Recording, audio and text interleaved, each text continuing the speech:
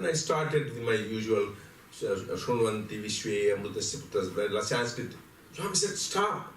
I said, I'm scared. Don't talk all the high Vedanta and Sanskrit and all that.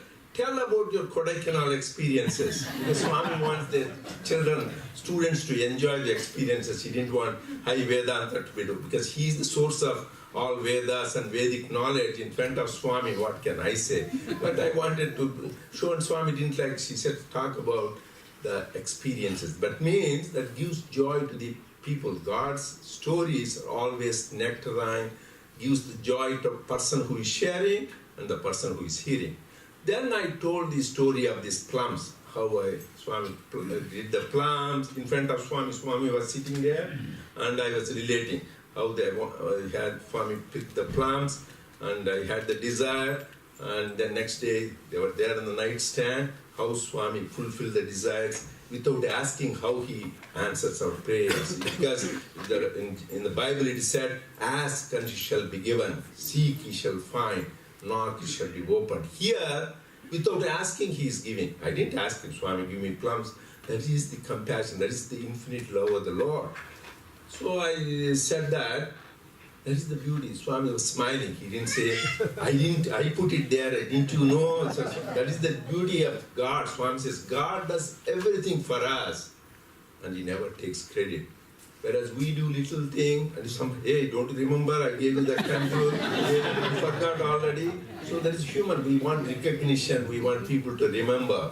It's nice to have gratitude, but here is the Lord who gives without asking, and he doesn't expect anything in return. That is the real love. Love is the example, if divine love is that we do that. So everything he does. Another thing about this story, probably how many of you heard of a French fry story? Anybody here? No. How many of you here didn't have it? So this happened in Hollywood. You know, we live in Arcadia, which is about half an hour from Hollywood. So we used to go to some satsang there in Hollywood. This was almost 35, 40 years ago. So we were new to Swami and his teachings. So on the way we were driving. So usually when you go satsang, people like after satsang you have potluck. Like there's nothing more about that than the satsang. So usually we have pasta, fruits and everything there. On the way, I saw a restaurant, I said there were French fries. I like French fries. I told my wife, let us stop for some French fries there. We'll have that. She said, no, Swami says ceiling on desire. She's not a French fry. So how can you have French fries? She gave a big lecture. I said, okay, you are right. The Swami says wife is wisdom invited forever. So just listen. So just okay, I said, you said the right thing, so we'll go. So we went there, I didn't have French fries. So I thought it's okay, so this Swami's will, everything is God's will. So we went there, satsang is done. Usually they have pasta, they have some rice, and they have fruits, and they have other dishes. And that day looked, there were French fries. So just the thought how Swami is the real, like more than a mother, without your thinking, he takes care of all our needs. It happened many things.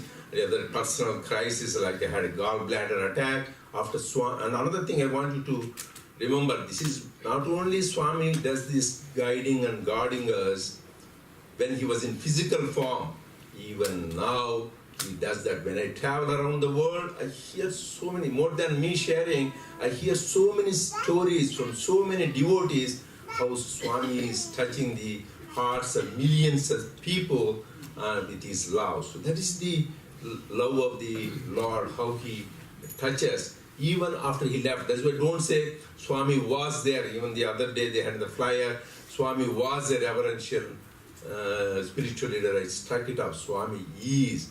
So Swami was with us, Swami is with us, and Swami will be with us forever. He is our eternal companion. He's eternal, he's not, because to think he is confined by this body, name and form, that is ignorance. To realize he is omnipresent, eternal, universal, that is the truth. So we need to remember, he continues to protect all of us. Even now, so many stories I hear where people, even recently in Puttaparthi, they had Balvikas teacher's thing, and children, they heard physically they saw Swami. And similarly, I heard one in UK, many places. And my own thing I can tell you, this has happened in 2011, after Swami left the body. So I happened to be there in Prashant Nilayam for a few weeks. When Swami admitted, I had the good fortune to serve Swami in the hospital. He is physician par excellence. He doesn't need doctors, but he gives us opportunity to serve. So I happened to be one of the physicians who could serve Swami till he left his body. So I was there even the day he left, April 24th and 2011. And Swami's love is amazing.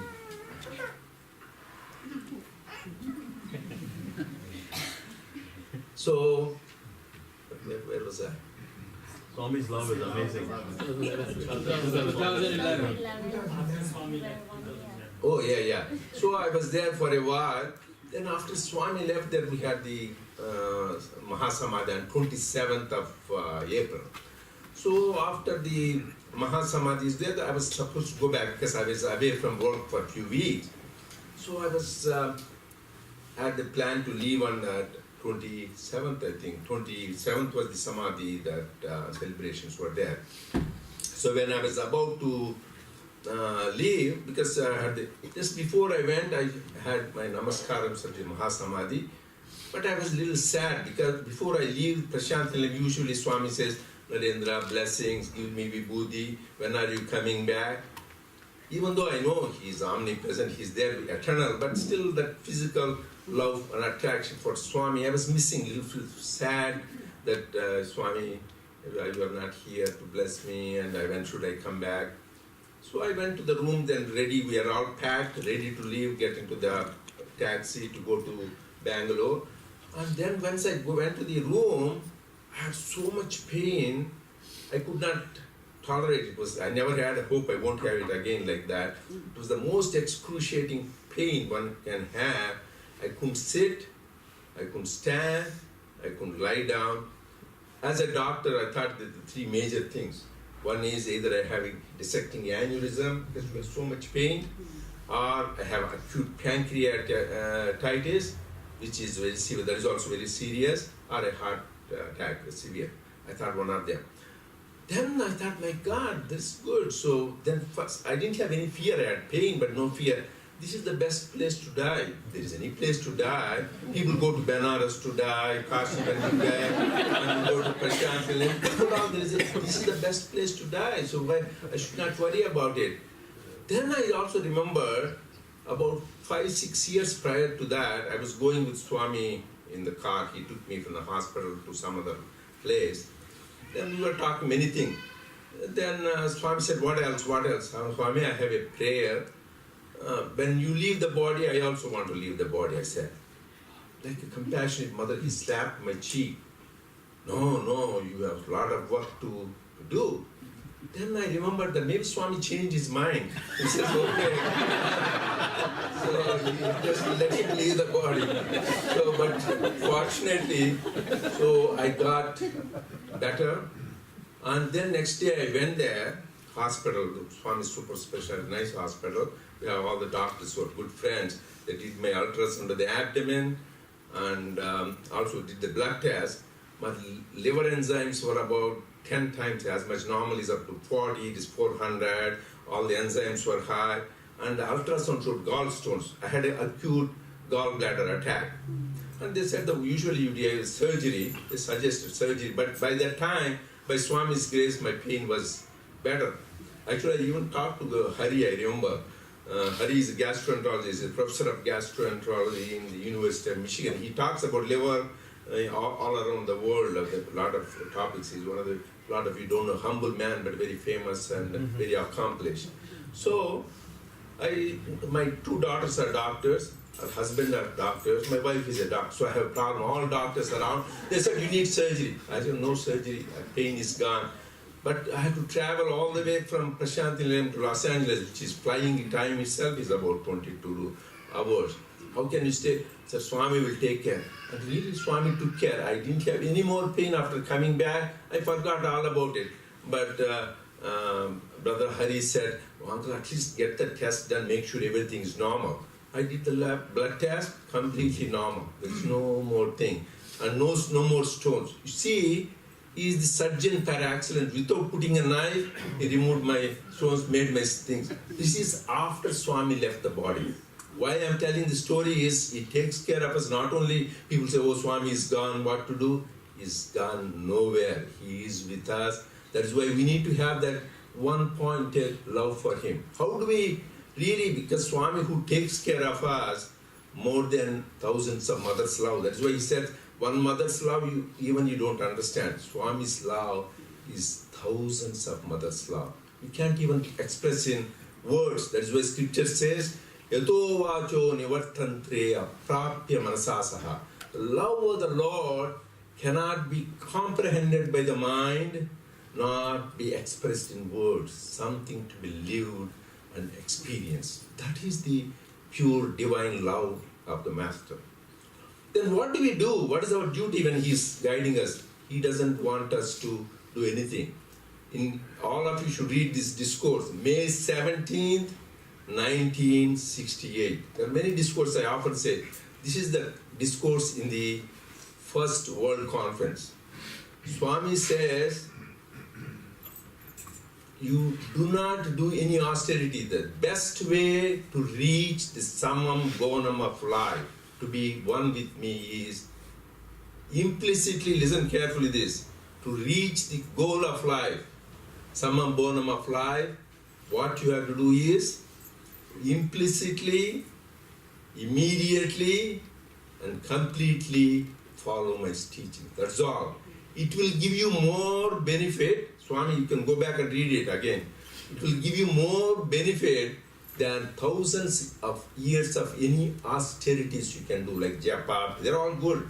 Japa is good, meditation is good, service is good, all are good. But implicitly following his teachings, that is the most important. Even Lord Jesus said, what is the point of calling me Lord, Lord, you don't do what I said?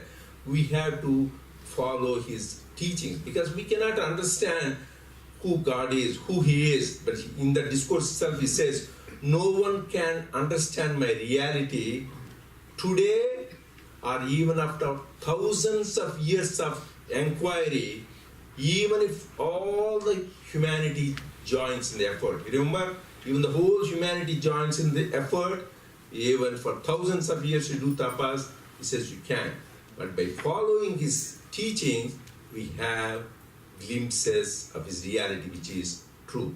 What are the two best ways to realize that? Swami has given the two important components. One is love, another is service. So just I will briefly touch on those two things. We talk about glibly about love. Really we do not understand what real divine love is. Because love is the most important underlying spiritual practice for all of us. That is why when asked Jesus, what is the greatest commandment? What did he say? The first and the greatest commandment is, love thy God with all thy heart, mind, soul, and strength, and love thy neighbor as thyself. That is the greatest commandment.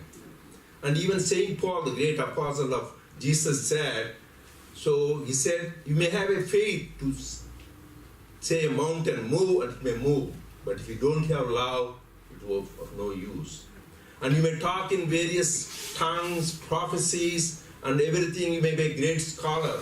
But if you don't have love, it's like making some noise in the air.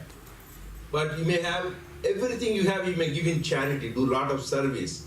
But without love, it won't be of any benefit to you. It says, faith, love, and hope are great. Of all, the greatest is love.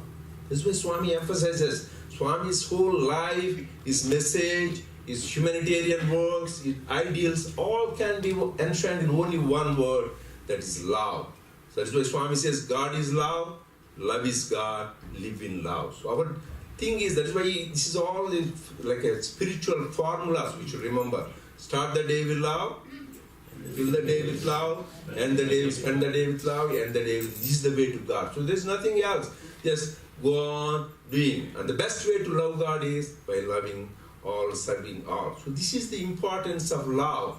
So Swami says, but this love, we don't understand what it is. Swami has clearly said, divine love is permanent. It doesn't change. Today I love you, tomorrow, you know how the countries love each other, hate each other, people, they change. But divine love is eternal, permanent. Second is unconditional. He says, you do this to me, you do that, then it becomes a business. But here, God gives love for love's sake. His love is unconditional. His love is selfless. He doesn't think any particular agenda is not there. So it's always unconditional, selfless, and it is pure. There is no any element of impurity. So remember, it is eternal, pure, selfless, and unconditional. That is the love we have. You see, because God is always permanent. Here also, nice thing I remember how God is permanent. We were in Vrindavan, Swami was standing. There were a lot of, everybody wants to have a picture with Swami. The students were there, come, we'll take a picture. Then they come, they'll come. So take picture and go. And Swami was there. See, God never changes. People come and go, come and go, come and go. So God is always there. So we should keep Him always. That is the real permanent love. Then how to love God? Swami himself has, first we should give priority to God in life. We give so many priorities to other things. It's good to work, family, but the highest number one priority should be for God. That's why Swami said, if you want to have joy in life, Jesus first. Oh, others next. Why yourself last? Or similarly, if you want to have Sai in your life, yes, Swami first. All others next. That little I last. So if you want to have God in our life, you should have highest priority to God and think. You should breathe God, think God, eat God, drink God. So you should need to be saturated with God. That is the priority we have to give to God. That's why Swami gave a beautiful example. The house flies, you know house flies. So they go and sometimes they go there on the sweets. They go and send the nice food. And next minute they will go and stay on the garbage, right? So, but the honeybees, they will go only for the nectar from the lotus. They will have only the nectar. They would rather starve to death, but they won't have anything else. Honeybees. Similarly, most of us are like houseflies. We'll have satsang, good time, then go there for something else, gossip, movies, and wasting time. This is becoming like Swami says, part-time devotees, but want full-time benefits. Like you expect your employer who is you are working part, sir, give me full-time benefits. Pension. They say, no, sir, you are part-time, you get part-time. Similarly, when God, you want full-time devotion to you. But you should be like a honeybee, where you want to talk about God, you listen about God, you read about God. So everything you saturate with divinity. That is like a honeybee. Always your life should be for God. Think God and drink God, as I said, breathe God. Everything is saturated like the honeybee. So you give the highest priority to God in life. We don't have enough time. There are people like that who are completely devoted their life, like we read in the scriptures, Prahlada, but even Arjuna Swami gives example how when between the army and the Lord without arms, he chose him rather than the army. So we always, when times comes, various choices come in your life, always choose God. You'll be saved. Swami gave a beautiful example. In life, everything is a zero. Like you have a family, it is a zero. Your work is a zero. Your bank balance is a zero. Your name and fame is a zero. Your power is a zero. All are zeros, 6 zeros, 7 zeros. But you put one in front of it, what happens? It becomes a billion, trillion. Similarly, if you put God number one in your life, all these things get value. The family, work, your power, your bank balance. Without removing God in your life, zeros. 2 zeros is 0, 6 zeros is 6 zeros. So any number of zeros is zeros, it won't make. But if you put God number one, it becomes billions and trillions. So we need to give number one, highest priority to God in life, how to love God. Second is how intensely we love God. I says I'm devotee for 4 generations or 3 generations or 50 years, doesn't matter. How intensely we love Him. Like the greatest example is Sri Ramakrishna Paramahamsa. He said, if you love God, you cry for God for just 3 days.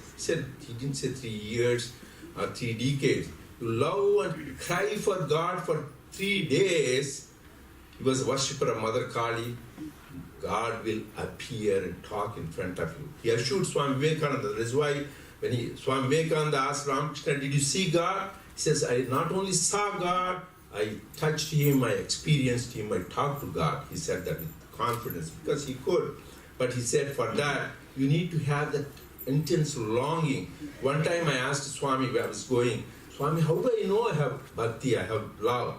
Swami said, if you have, in Telugu he said beautifully, Neeku tevra paritapam unte neeku bhakti unnadu. That means you have intense longing, intense desire. I don't care for anything in the world. Lord, another day is gone. I'm wasting my time. You have that intense longing for God, then automatically the goal is assured. That kind of says for 3 days if we have it, then you will have the vision of God. But Swami is so kind. As I said, everything we made us go to one place, we have birthplace and samadhi and also the place where he gave the discourse. Similarly, he said, how long do you have to be intensely pray for him? 11 seconds. 11 seconds, good answer. So you're thinking, so in this youth conference, he said, if you intensely think about me, 11 seconds, he didn't say 11 days or 11 hours, so 11 minutes, he says 11 seconds. Intensely think about me and nothing else, I will be present in front of you, I will talk to you. So, but that intensity should be there. We should have that intensity for God. And third thing is when we love God, we should be love for love's sake. It can't be business action. All of them are devotees. Actually, Lord Krishna says, Chaturvidha bhajante mam jana sukrituno arjuna arto jijñasura artharthi jnane cha bharatarshava. There are 4 kinds of devotees who worship me for getting some wealth, promotion in the job. Some people want to get good health, their sickness to go away. Some people want to have curious. But the highest are the jnani, the people who love me for love's sake, love for love's sake. That is the ultimate. Because once you have the love of God, you have everything else is assured. That's why Jesus says, seek ye first the kingdom of God and His righteousness, and everything shall be added unto you. So once we have Swami's love, then everything is taken care of. You may be wondering, Swami told a beautiful story for that. There was a king who was very generous.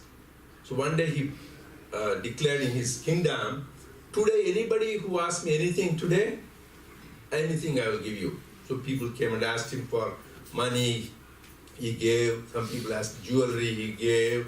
Some people wanted the land, he gave. Houses, he gave. Everything goes on giving. All people at the end of the day came, everybody left. There was one girl remaining. What happened you? What do you want?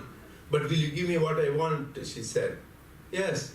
I said, anybody, and I have been giving since morning, I am giving everything. Then she said, can you marry me? I want to be king. But he gave a word. Yes. Then she has the king and the whole kingdom, not just land, this. So Swami gave the example, that is smart. So you have God, you have not only God, you have everything with him.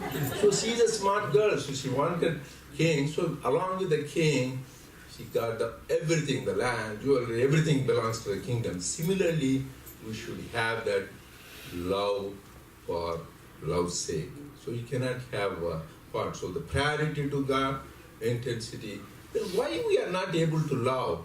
What's the problem? Why we have? There are some obstacles, like when you're growing some seed, some crop, there are some weeds are there. So there are some things which come in the way for divine love. One of the major things is, all of us remember, finding faults in others. There's a major obstacle. That's why Jesus said, Don't look at the speck in somebody's eye, look at the beam in your own eye. So it's a big thing we have, but you are looking at a little thing. And Swami made it even simple. When you show one finger to somebody, 3 fingers are pointing towards you. So always do the self. Before I criticize somebody, before I find faults with somebody, what do I have? You need to correct that. So that is important for spiritual seekers, because that comes in the way of nurturing the divine love.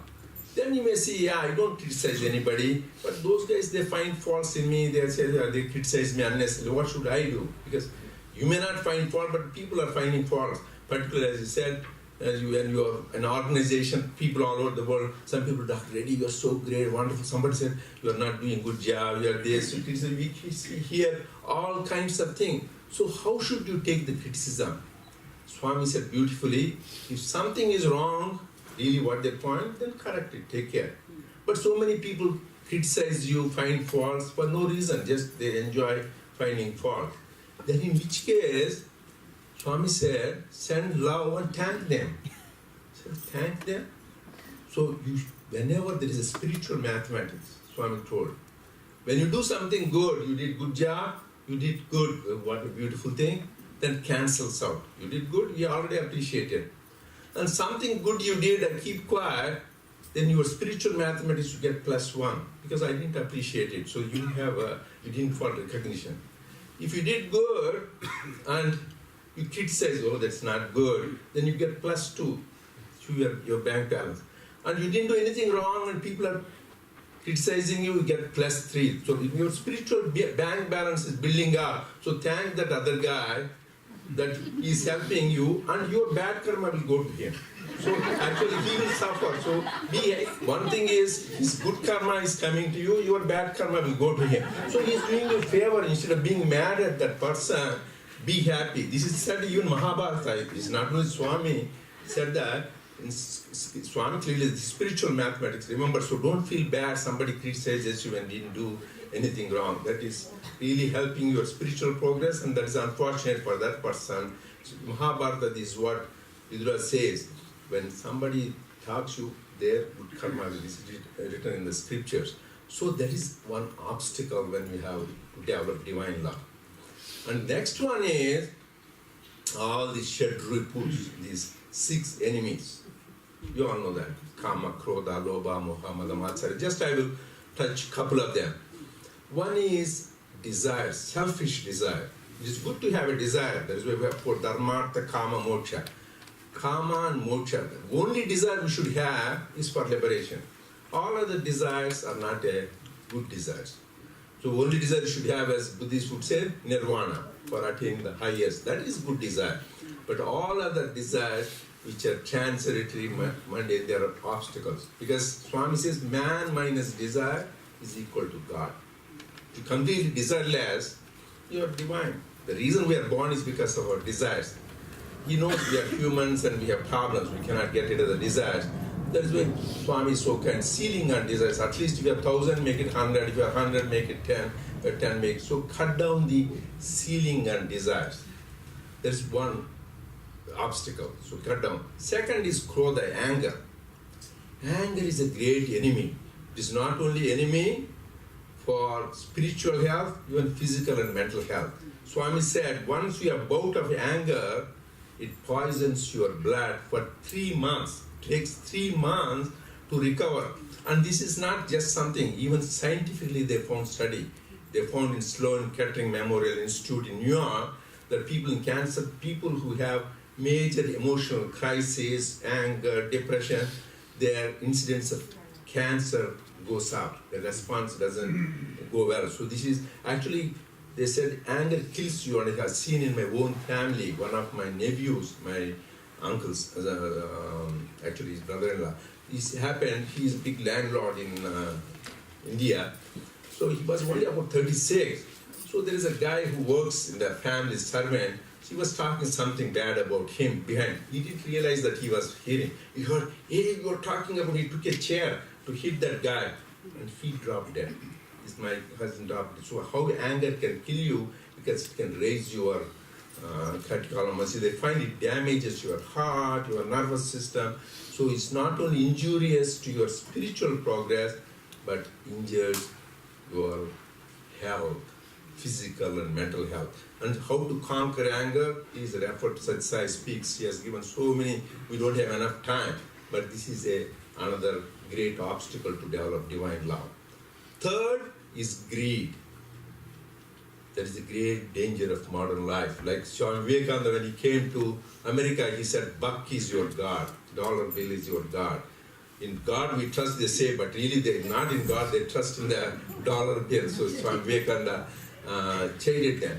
Because like the earth goes around the sun, Swami said, man goes around money from dawn to dusk. That's all he talked. That's why we are all caught in the WWW, everybody. World Wide Web Net. What is that? But wealth. That's what we are all caught up, and that gives a lot of sorrow. We are all caught up in the web of pursuit of the wealth. Wealth is good if it is used for right purpose. Swami gave a beautiful example. Wealth should be like shoes. If the shoes are too tight, it will be painful to walk, right? But you have money, you buy a big pair of shoes, you will trip and fall. Similarly, money, enough to have food, shelter and things. But you too much, then you have to worry about estate taxes, your air stinging, somebody trying to take your money. So, greed is really dangerous. Like Guru Nanak, some of the Sikhs were there.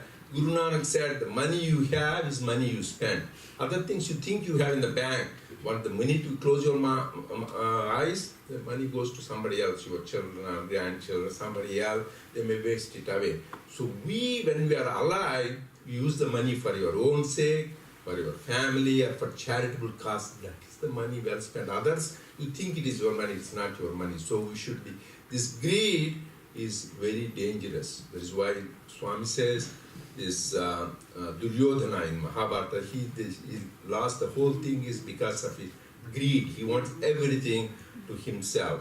So another great obstacles is this. And there are a few more, we have no time, but jealousy. This I will tell. Swami says God is omnipresent. And Swami says jealousy is omnipresent too. So he's almost like God. So even in spiritual organization, unfortunately, it is not only in the regular corporate world and other world, even in spiritual organization, you have seen the stories of Vishwamitra and Vasishtha, how Vishwamitra was jealous that Vasishtha could be Brahmarshi, not him. So even spiritual organization in the leadership roles, I now encounter that quite a bit around the world. Some people exemplary devotees for 3 decades, 4 decades, when it comes to some power, position, some debating, this jealousy crops up. So Swami only has to cure that. Swami says, beautiful example, like a tree, they have 2 insects can kill a tree. One is the insect on the roots and one insect on the leaves. Ego is like the insects on the leaves, you can see it. But jealousy is like an insect on the roots. One day it will so eat away all the roots, whole tree falls down. So jealousy eats away into your very vitals. So pray to the Lord not to have this. These are all the various obstacles to develop the divine love. Then how to nurture divine love? Swami says the best way to nurture divine love is having satsang like this. Like-minded people talk about God, share about His stories, sing about His glories, that how you nurture the God. Doing spiritual practice, japa, doing work in His name, this is doing the really nurturing the God. Love. Then how do we know we have divine love? I said, oh, I love God the most, I have very much love. How do you know you have love for God? Swami said, nice thing. Somebody said it rained here. You go there where the ground is not wet. You don't believe, because if the rain is there, you should have wetness of the ground. The wetness of the ground is proof that there was rain. Right? If there is no wetness, you won't believe when somebody says there was rain a few minutes ago. Similarly, proof of devotion is to have equanimity. So actually Swami wrote a wonderful letter, these also people should read, on 25th May 1947. Everybody should read this. It talks about his divine mission, about his reality. And here he gives the definition of devotion. He says, Manchi chaddalu kuda samamuga bhavinchute bhaktinam. He says, to think everything equal, whether it is the honor or dishonor, or whether it is profit or loss, whether it is praise or blame, heat or cold, everything you take with the same equal mindedness. That's why samatvam yoga vichyate. Lord Krishna says in Bhagavad Gita as yoga, treating everything as same. That is really yoga. That is what, if you really have devotion, so all the ups and downs in life, nothing bothers. That is what people have shown. Actually, I can share you an example. There was a devotee in Andhra Pradesh from Vizag.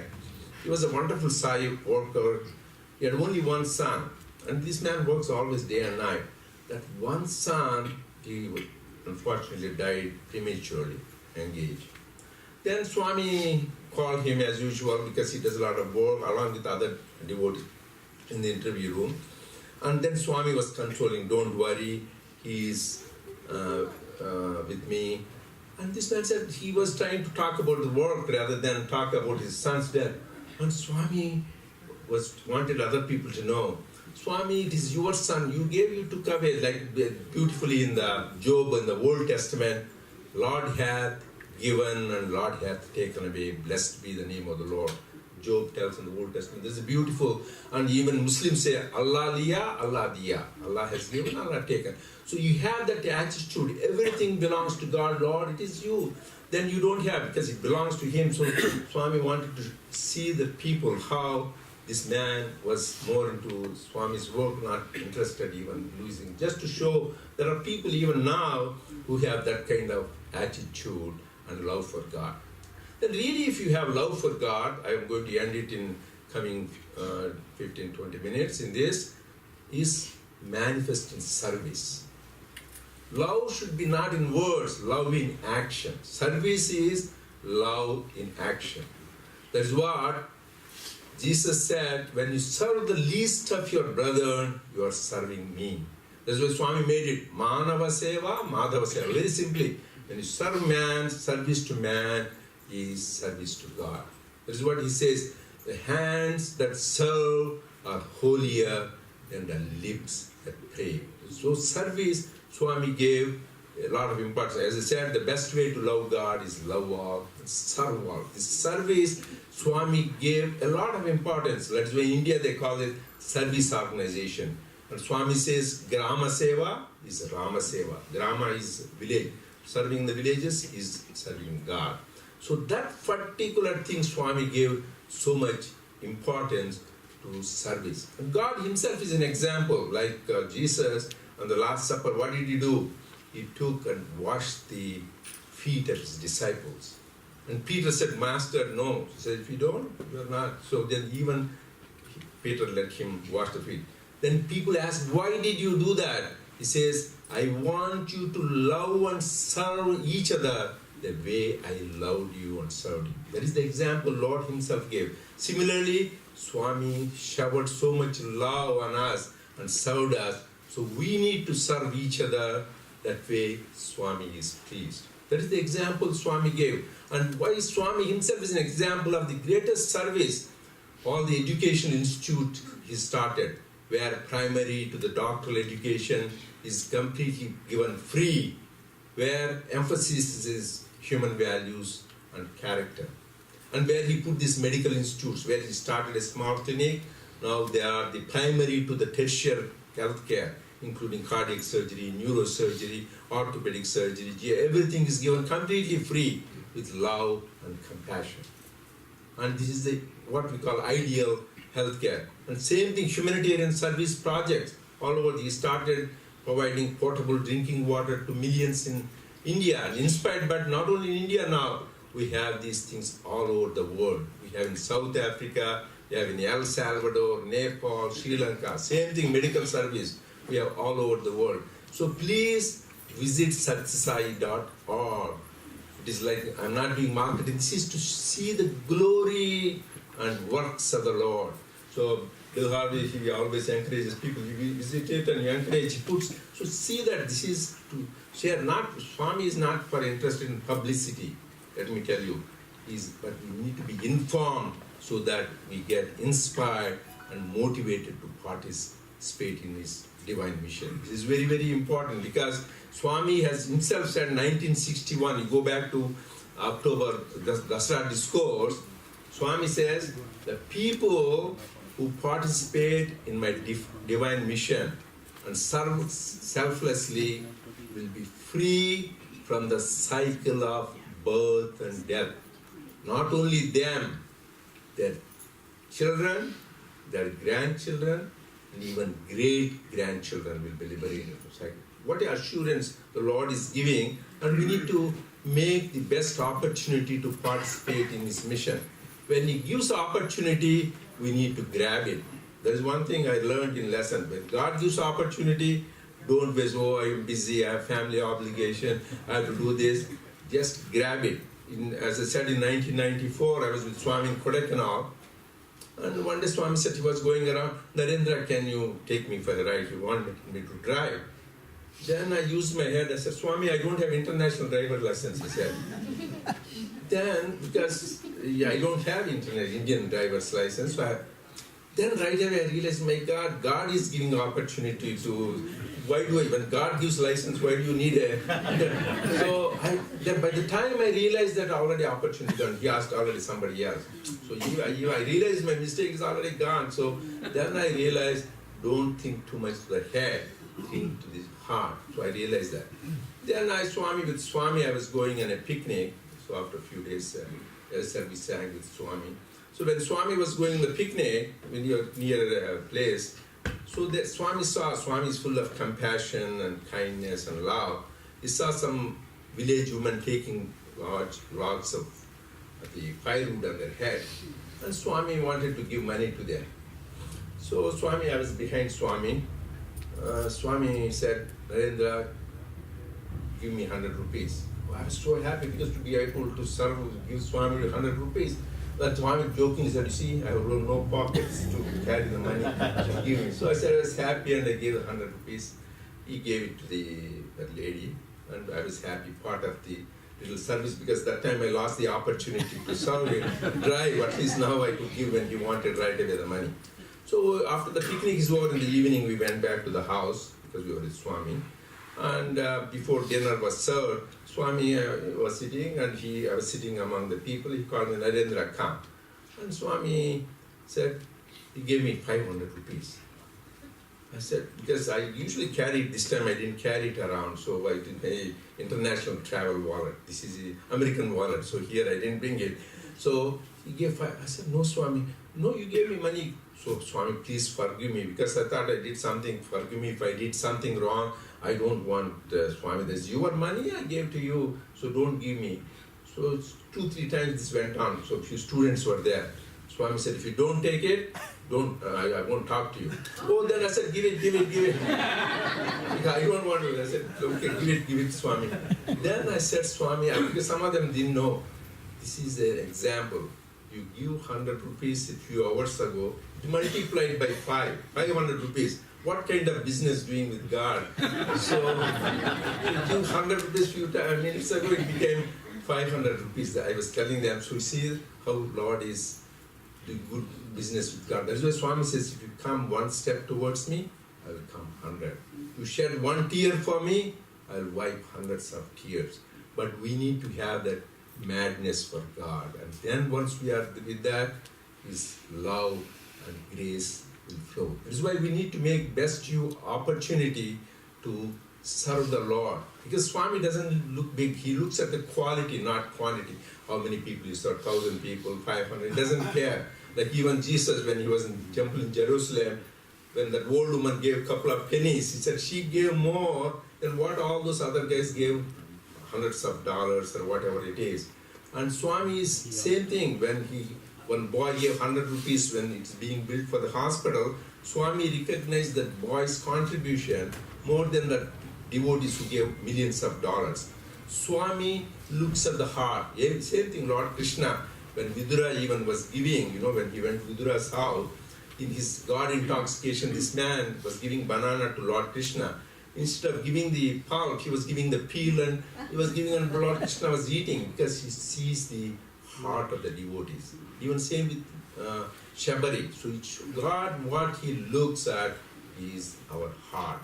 So he looks at the thing.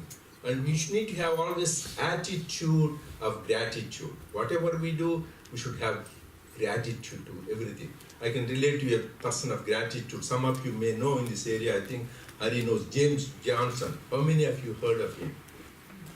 Only very few. He is an example of real service. This man was living only on social security income. He didn't even have a car to drive around, and the devotees used to take him drive around. And this man, he was serving his sister, who was terminally ill, and she died because this man didn't have any except social security income. This man, when she died, she bequeathed $100,000 to him. And this man, without any hesitation, that's all the money he had, he sent it to Swami. Swami is building a hospital, and he sent it there.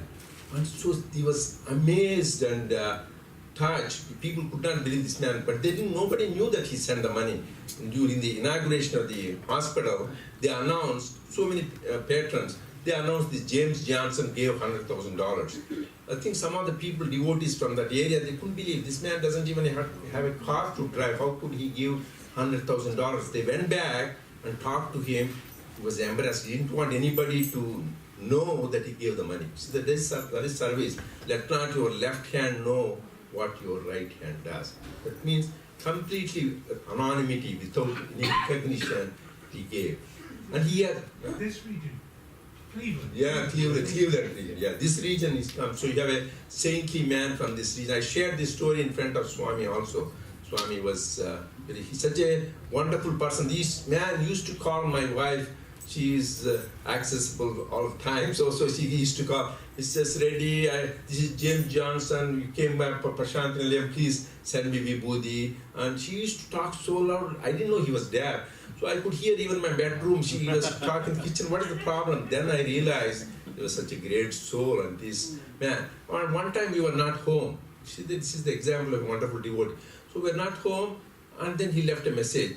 Then he said, Mrs. Reddy, this is James Johnson, so please send me the vibhuti. And then he said, answering machine, thank you for taking this message and giving me vibhuti. Oh, he was thanking the answering machine. But this is true. That means be grateful to this mic, which is taking my voice over. And this place, people are serving nice food there in the charity. So we should be grateful. The attitude of gratitude is very important. This is the example of this person even thanking the answering machine, taking the message. This is the very important thing. So two things when you do service, please remember, it's like formula. Narayana Seva. We are not serving people, we are serving God. So when you should have the complete conviction when we give the medical relief or anything, is we are serving God. Second thing we should remember is we are Swayam Sevaks. This is to help our own transformation, not for the other person. God will take care, as that wonderful Muslim lady was telling. He is omnipotent. He can make everybody happy, wealthy, prosperous, and without disease. But He gives us opportunity so that for our own transformation, for our own purification. But in this, when we do service, I've learned here, two things are the major problems. One is doership and enjoyership. As long as we have that, any amount of service, any number of years of service won't give us any spiritual benefit. It will have a physical benefit. When you give food to the needy, their hunger will be gone, you give shelter. But for a spiritual benefit, two greatest obstacles is doership, enjoyership. In Sanskrit called kartutva bhava, bhoktutva bhava. The Swami gave the example like a snake has two fangs through which it carries the poison to hit. You remove the fangs, it is harmless. Similarly, when you do service, these two fangs, poison is doership, enjoyership. I am doing this and I enjoy, because we should have complete conviction God is the real doer. We are just happen to be there. He's using this instrument to his work and being happy that he is using that. Because you heard God can make dumb the eloquent. Person who cannot talk, he can make the eloquent. And the person who is lame can jump across mountains. But what you, God can make the eloquent dumb. I have seen that with this person related. He was the vice chancellor of Swami's University, Hanumantappa. I don't know how many know him. He has gift of gab. He used to give lots of wonderful speeches in front of Swami many times. He's very great thing, lot of experiences, great devotee. One time in a place like this, they arranged a vice chancellor's conference. So all over the vice chancellor from India came, and he's the head of he's the vice chancellor, so he arranged it. So Swami was sitting there, and this vice chancellor, everybody was talking. So this man, he's so good talker, so he wanted to speak. He said that, Swami said, wait. Again he said like this, wait. Third time he said, Swami, wait. This man, he doesn't get the message. When Swami said wait means don't bother him. So then finally Swami said, okay, come. So he came here, went to the mic. He couldn't say one word. He was completely lost the speech. Then he went for 3 days, and then he went to the darshan line. He saw his wife. How is your husband, Swami? He lost his speech. He cannot speak. So she said he went for 3 days. Swami wanted to teach it. Don't think you are a great speaker, you are speaking. God is the one who does that. So we need to always remember, because this ego, monkey mind plays a trick. I am doing this. Always constantly remember, he is the doer. And also everything belongs to him. This is the wonderful story also. You should remember, this happened, one of the devotees many years ago. So, Swami used to go to people's homes those days and bless them. So this devotee, he was from Delhi. Swami, please come to my house. Swami says, your house? Because Swami wanted to teach. But this guy is a good devotee, smart. Right away he said, say, our house, Swami. Oh, 50% partnership. Then he realized this. He said, no, Swami, your house. Why do you invite me to my house? So the message is, remember, everything belongs to God. He is the doer, and by serving Him and serving His creation, we serve Him. So I pray to Swami to bless us all, to have this wonderful place of prayer, to be a source of inspiration for many people, to do various activities in education, service, and devotional. And I thank Swami and all of you for this opportunity to share. Jai Sai.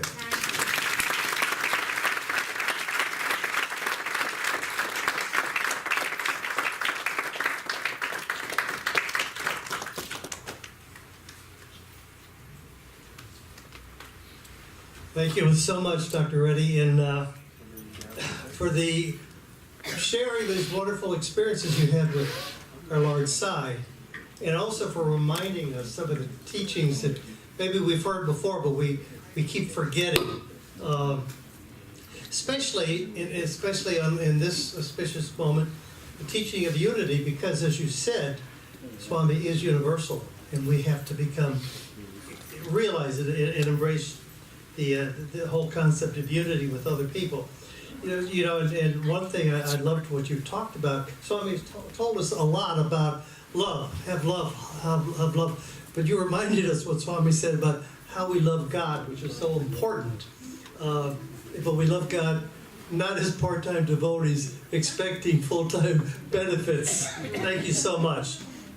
A couple notes before we head out for lunch.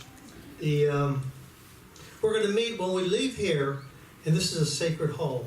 It's been inaugurated, so we'll leave in silence till we get out to the foyer, because there's going to be, once we go out there, there'll be the unveiling of this new photograph on the wall and that'll be right before we go downstairs for lunch.